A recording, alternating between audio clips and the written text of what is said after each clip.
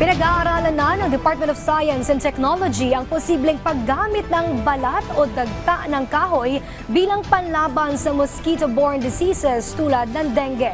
Si Michael Peronce ng IBC 13 sa Balitang Pambansa. Isa ka ba sa nababahala sa sakit mula sa kagat ng lamok?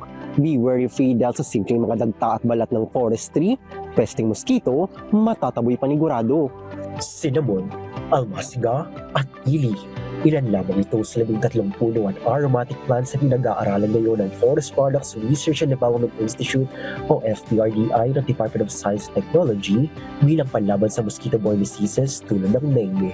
Sa kanilang pilot study, dapat umayan na pwedeng gamitin ang tirang balat, dahon at dagta mula sa mga punong ito para maging alternatibong insect repellent matapos uriin ang formulations anyong incense cones and sticks. Nang itest namin yung kanyang mga compounds, ano ba yung meron dito para makapag-repel, isa dito yung creosol.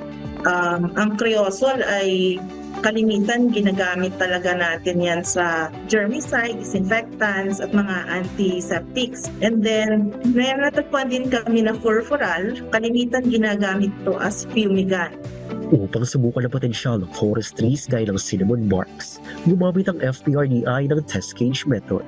Dito ay pinausukan ng dengue-carrying mosquitoes na kalaunan ay naging irritable sa loob ng kulungan. Kasama sa sinuri ang burning time ng mga insenso kung ito ba ay magtatagal, kung hindi ba madaling madudurog ang structure, at kung ligtas ba sa kalusugan ng tao ang burning quality ng mga produkto.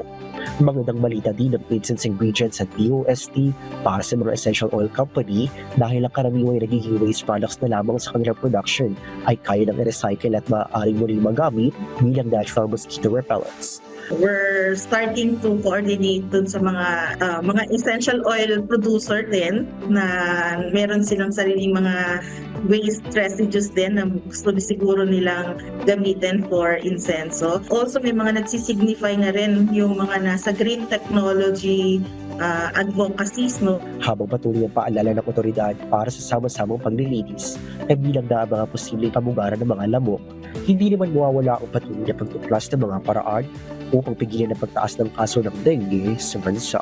Ang maaaring wala ng gamit para sa iba, maaari palang maging lifesaver ng marami. Patunay lamang ang forest products na kaya nating labanan ng dengue sa natural at abot kayang paraan. Mula sa IBC 13, Michael Peronce para sa Balitang Pambansa.